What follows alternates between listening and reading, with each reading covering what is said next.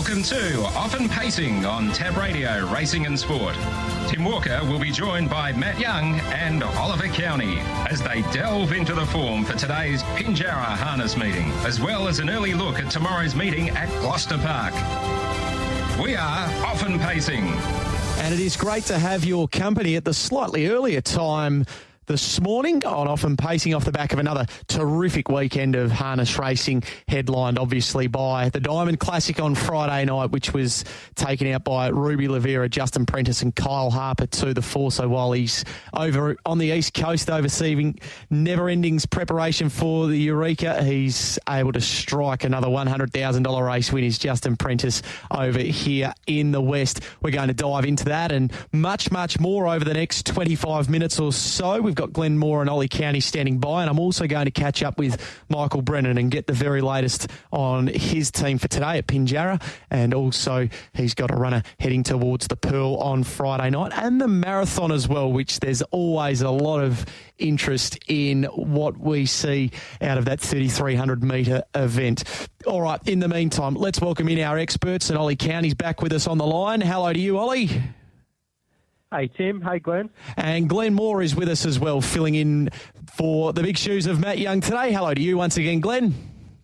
Hey, good morning, Ollie, and good morning, Tim. Yeah, what a night, Friday night. The action-packed Diamond Classic. You didn't know where to look up the straight.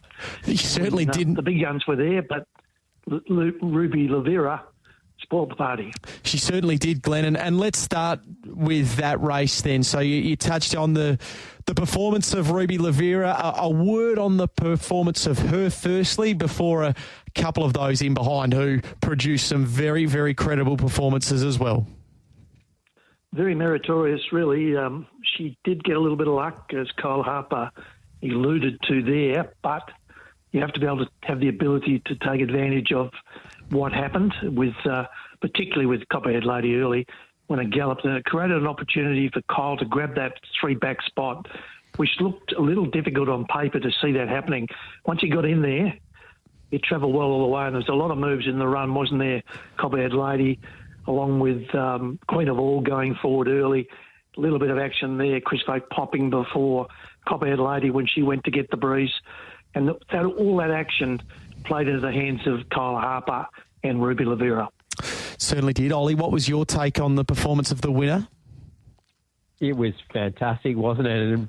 And as much the performance of the winner as the performance of the drive, it was just, as Glenn said, needed plenty to happen for it to end up getting that three-peg spot. You could probably run the race 100 times and it would only land there one time, but it did, and in the end, it got a great run and was able to win the race. It was just an action-packed race, as Glenn alluded to.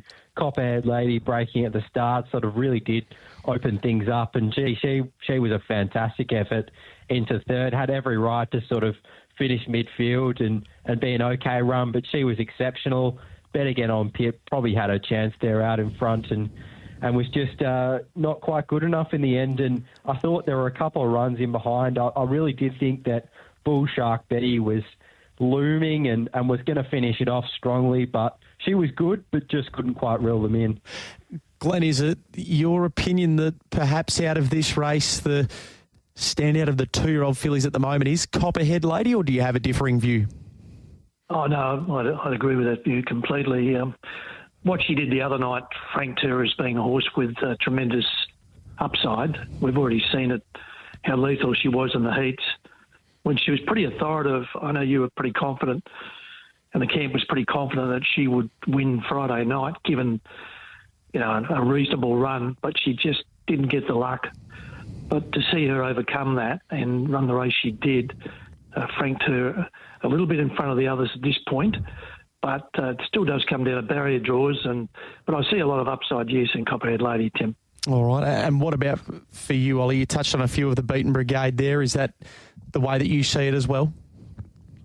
Definitely. There were obviously a few horses that you could maybe forgive. Queen of All just did a bit too much work there, contacted her own sulky and over-raced. So possible forgive there because she was just so impressive leading into that race. And when she sort of got up on speed there, you probably thought she'd be one of the players, but potentially just a total forgive. And obviously, as Richie alluded to, quite funny that Kinky was severely checked, probably not for connections, but she's definitely a forgive out of the race and was totally tailed off at the bell and did quite well to end up beating just 40 metres, I think, late in the race. So definitely a few back in the field that you can forgive there.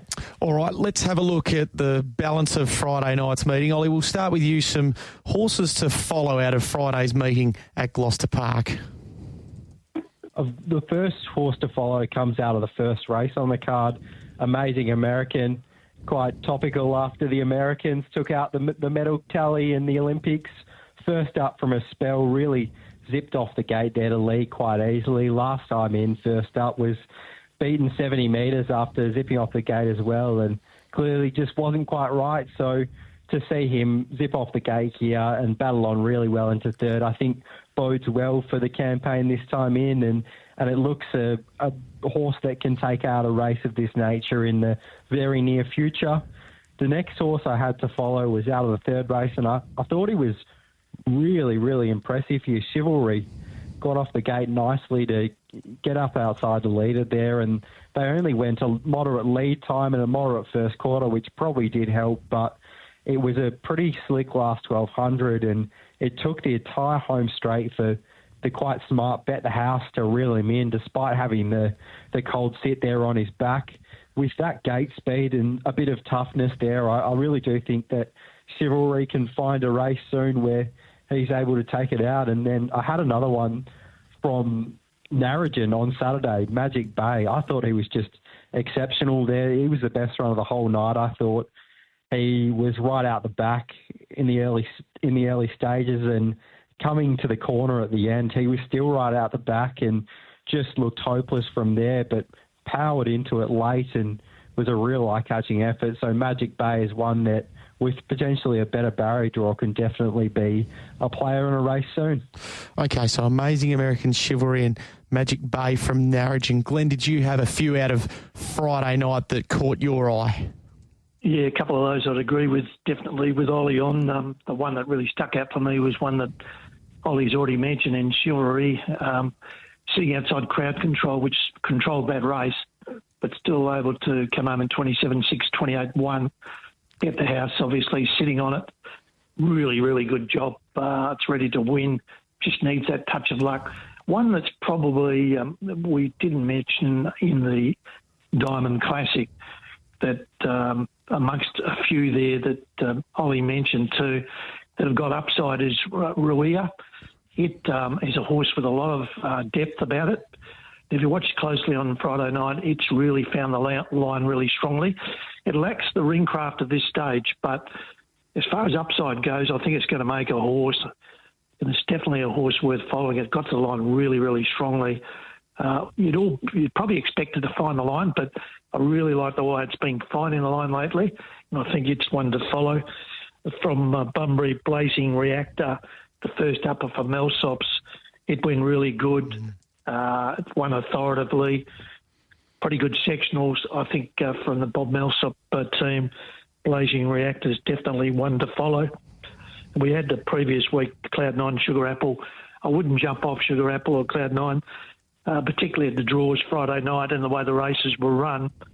I'd stick with those because I think they're going to bob up at value in the next couple of weeks. All right, keep following Sugar Apple and Cloud9, as well as Chivalry, Rua, and then Blazing Reactor from Bunbury for Glen. All right, Glenn, just before we do let you go, is there something over the next 24, 48 hours that you're happy to throw out to our listeners this morning? Yeah, look, I don't mind the meeting at GP tomorrow. Lion Queen obviously is going to go around really short. Pasquale the same, and captains have time. I think they can all win tomorrow at Gloucester Park. Early on in the day, this Cavalry Call race 1, number 2. I think it's going to lead probably and win. Bramati Steps I expect to improve tomorrow. Race 2, number 3. I think you can find the lead there. The 7th of Bramante to Louis Dewar was okay. Apart from that, I think Ollie's got it pretty well covered today at Pinjarra. The one that he mentioned, Torpedo Rock, hard to beat. They just have a little saver in that race on Beat the Bank that's drawn, now comes into barrier 1. Could either lead or take the sprint lane on Torpedo Rock. And I thought that'd be hard to beat. I also like Seaside Magic today. Ollie mentioned it earlier. I think it'll be very hard to beat in race 1, Pinjarra, race 1, number 3 today at Pinjarra. Fantastic. All right. Appreciate your time this morning, Glenn. We will catch up with you later on in the week and hopefully a few winners between now and then. Thanks for jumping on the phone for us today. No worries. Looking to the marathon and the pool next Friday night as well, Tim. Going to be an absolute outstanding night of pacing on Friday at headquarters. All right, Ollie, let's drill down into this Pinjarra meeting. Again, we spoke to you a little earlier on the Sports Daily, and you gave us an overview of the program, but we'll drill down just a little bit closer on a few of these better bets on the card today before Gloucester Park tomorrow night. So the first of yours for today.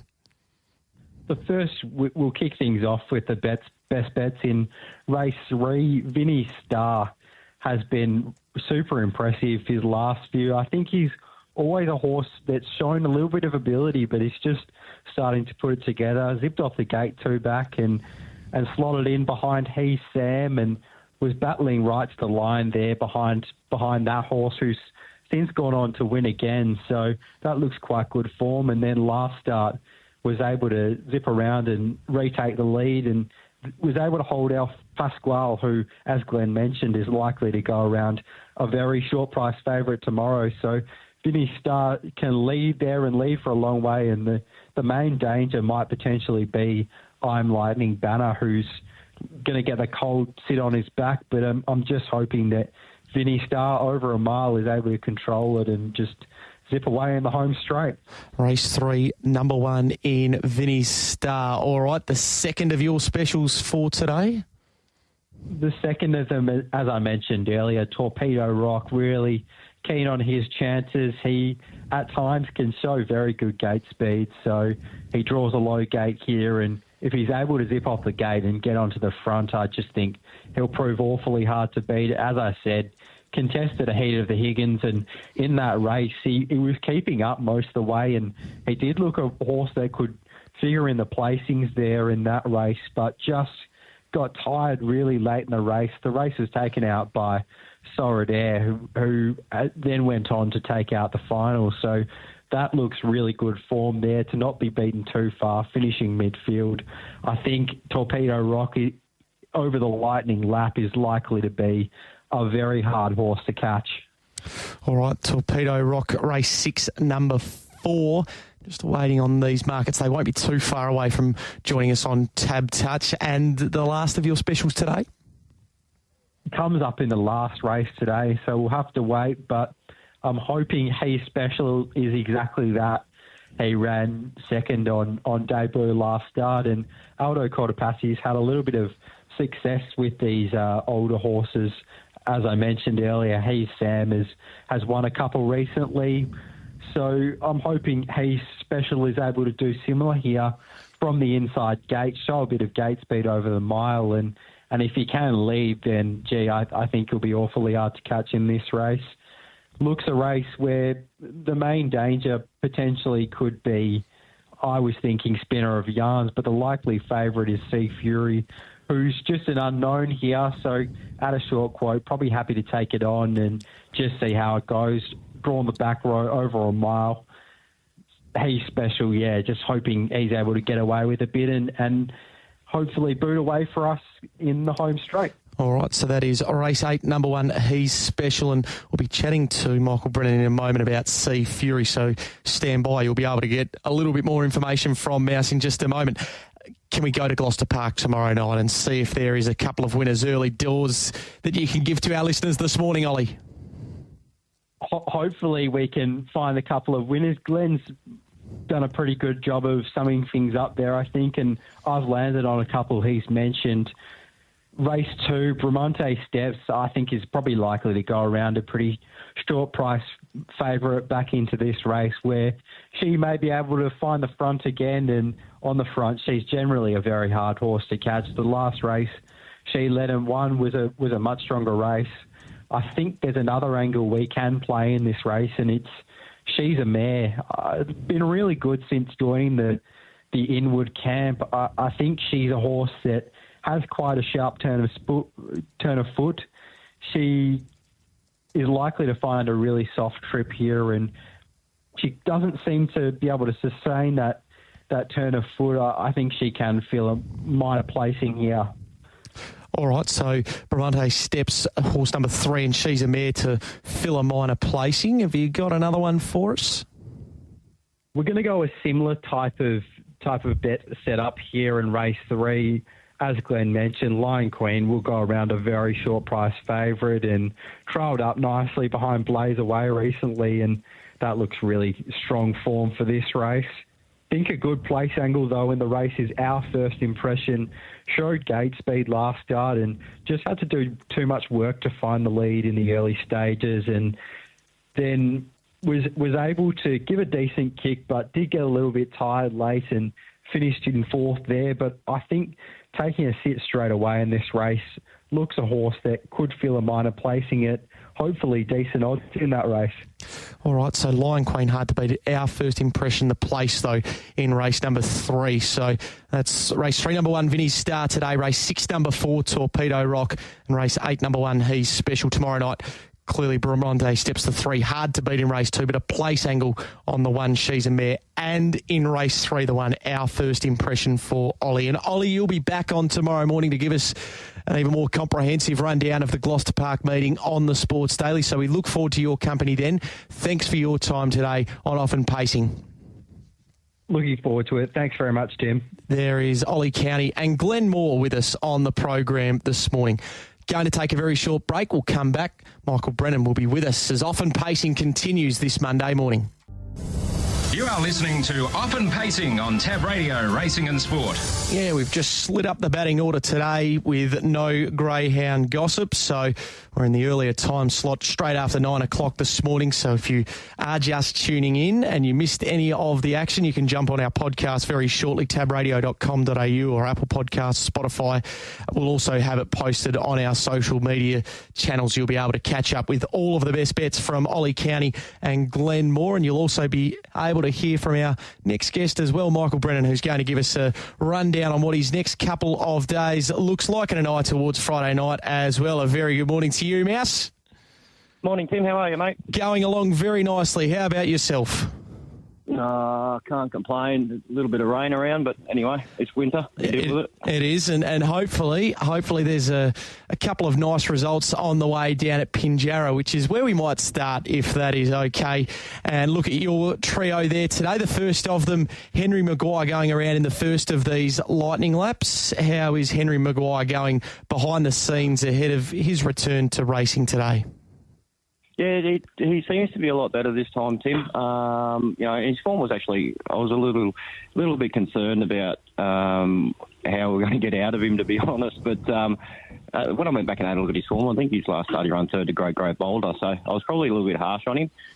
Today's a little bit tricky, obviously drawn wide, but I do think the lightning lap will suit him because we only have 2 turns in that race, and he can be a bit funny around the bend. So I think that the fact that there's only 2 turns, I'd probably be a little bit disappointed if he didn't run in the first 3. Okay, all right. And is there something to be said as well for having had a crack at the lightning lap previously too? Yeah, I think so. As I said, I think it's just the fact that we don't have too many turns in it that really benefits him, because he loses a little bit of ground on the bends and then makes it up in the straight. So if you're only hitting 2 turns, it's a bit of a bonus. All right, that is Henry Maguire in race number 4, the first of our lightning laps today. We'll go along to race number 7 if we can, where we get to see Zara Tyndall. So how did you come away from the first up performance a couple of weeks back? Yeah, look, she was good, but she did pull up, very much in need of the run, and I'm not convinced she's a natural leader. So today we got a good opportunity. She had another fortnight's worth of work. She gets to be sat up, and I think her greatest asset is her speed. So same sort of boat with her. I think if we don't run in the first 3, I'll probably walk away a little bit disappointed, but with a serious chance of winning. Okay, you mentioned about sitting her up there today. Ideally in the run, where do you hope to be placed? Is it midfield perhaps? Yeah, I would imagine we'd probably look at being 1 out 3 back, 1 out 4 back, and just producing a late. I don't think the 2 gets out all that quick. There'll be a bit of pressure from the outside as well, so I think we'll get shuffled back a little bit, but that's okay. Okay, now we did see Sea Fury trial a couple of weeks ago at Pinjarra. What sort of an animal are you working with here? A very talented one, I think. I think over the next couple of seasons he'll make his way through to town, no worries at all. I thought his trial was really good. He trialled against Cownie Island, Lou and Duty Bound and horses that are Metropolitan Friday night horses. And he was a bit underdone because we had to scratch him a month ago with some feet issues, and we seem to be on top of those now. But yeah, Ryan was really happy with his trial. He sort of ran his last mile at 58 and ran his last half in 57 at a piece. So that was pleasing to come away from that trial with that, knowing full well that we had a fair bit of improvement. And similarly, whatever he does today, he'll definitely improve on. But his form in New Zealand was very, very good. He's run half a next second to Da Vinci in 155. He got beaten by Dreams of Free narrowly. So he's got really good form over there, and just hoping he can bring it here and progress. Whatever he does today, he'll definitely improve on. Yeah, okay. So how does it play out today for you from obviously the backline draw? That's the tricky part. The traffic problems is probably going to be the issue. But similarly, probably just set him up and let him cruise into it from about the 600, I would imagine. All right, so that is the 3 there today. They're all clearly each-way chances and perhaps even winning chances. Do you have a leaning as to who might be the standout of them? I think probably Zara Tyndall, probably because she's had that run under her belt. And she's got the speed to negate the draw. But yeah, she's probably my best, mate. I could walk away with 3/3. I could walk away with 3 winners. But the way I'm going at the moment, I could get on victorious, beating a maiden at Muckabuddin. Let's hope that we're able to see a couple of these go well today and get back on the winners list. Can I just go back to last Tuesday night? So Express Party able to qualify for the Pearl. How did you come away from obviously getting beaten as a short price favourite though? What was the main takeout from it? All the way through with him, it's just been about performance, hasn't been about result. Obviously, it would have been nice to win one on the way through, and he's been very close to doing that. But, really happy with his performance. His work Saturday was exemplary. He's come on enormously from that run. The other horse was probably just a bit too sharp for him on the night. But he's a very, very talented horse, and really looking forward to giving him a break and bringing him back for a Derby campaign, because he's just got Derby written all over him. He's a very, very nice horse. Okay, would it be a case, though, of continuing on with him through these 2-year-old races, provided that all of the signs are good, and then at the end of September, that's when you look to tip him out? Yeah, I would assume so, Timmy. Obviously just let the horse tell us where he's at, but he's a big, strong fella who's very well mannered, and he looks after himself at home. He's a very good eater. He's a very good worker. So we'll just let him tell us where we're going. But ideally we'd like to get through the Pearl and hopefully run a really good race there on Friday night, and then look at possibly the Golden Slipper with him. And are all the signs are that, as you mentioned with Saturday, that if he does draw well, they'll know he's there on Friday night? 100%. He'll be a much improved horse come Friday night. Another hobble run tomorrow. But Ryan was extremely happy with the way he worked yesterday. So he doesn't get animated too often, Ryan Warwick. So it was really nice to hear a pleasing report from him post workout. All right. So that is Express Party. Now, Bellissimo Acquisto. Will we see Bellissimo Acquisto go towards the marathon, having run in the Higgins a couple of weeks ago? Yeah, definitely. He did those 2 mobile runs after his first couple of stand runs, and I think the marathon will definitely suit him. He's a lovely staying horse with a good bit of high speed, and I think the marathon's sort of right up his alley.